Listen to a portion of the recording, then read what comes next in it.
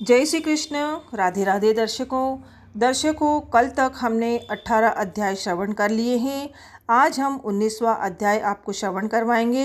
18वें अध्याय में हमने जाना कि कैसे सुदेव का ब्राह्मण का लड़का अनजाने में ही पुरुषोत्तम मास का सेवन करने से भगवान कृष्ण की कृपा से जीवित हो जाता है और वह ब्राह्मण भगवान से पूछता है कि मेरे को पुत्र सुख नहीं था, फिर भी मेरा बालक हुआ और मरा हुआ बालक जीवित कैसे हो गया, इसका क्या कारण है।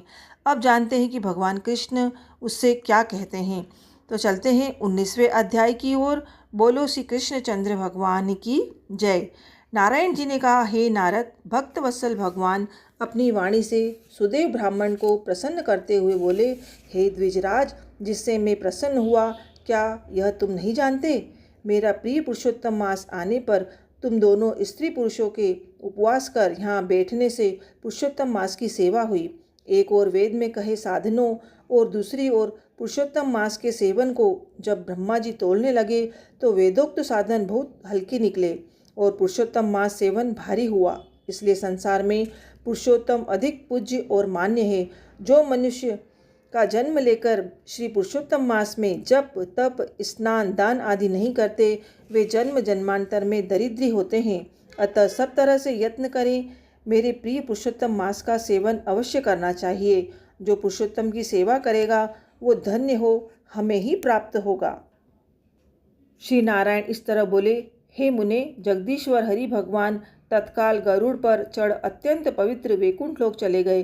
स्त्री सहित सुदेव ब्राह्मण मृत प्राय होकर फिर जीवित हो गए और शुकदेव को देखकर रात दिन अत्यंत हर्षित होते रहे और कहने लगे कि यह अत्यंत आश्चर्य की बात है कि ऐसा मास कहीं भी न देखा न सुना। इस तरह आश्चर्य युक्त हो वह सुदेव ब्राह्मण श्रद्धा युक्त होकर पुरुषोत्तम का सेवन करने लगा। ऋषि वाल्मीकि बोले, वहाँ से राजा दृढ़धन्वा विख्यात हुए। हे राजन, पुरुषोत्तम मास के सेवन से संपूर्ण रिद्धियों के भोगने वाले हुए। राजन, जो तुमने हमसे पूछा था सो सब मैंने तुमको बतलाया और पूर्व जन्म में जो सुखदेव तुम्हारा बालक था वही तोता था। हरि ने उसे जिलाया और सुखदेव नाम से विख्यात हुआ। वह सुखदेव 12,000 वर्ष आयु भोग वैकुंठ को गया।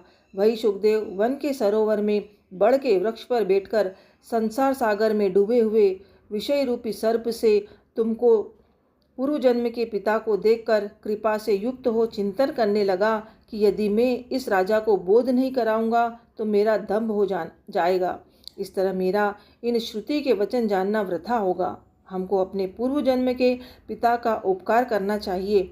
ऐसा सोचकर ही इस तोते ने तुमको ज्ञान दिया। तो यह थी 19वें अध्याय की कथा। कल हम 20वां अध्याय आपको श्रवण करवाएंगे। जय श्री कृष्ण। राधे राधे।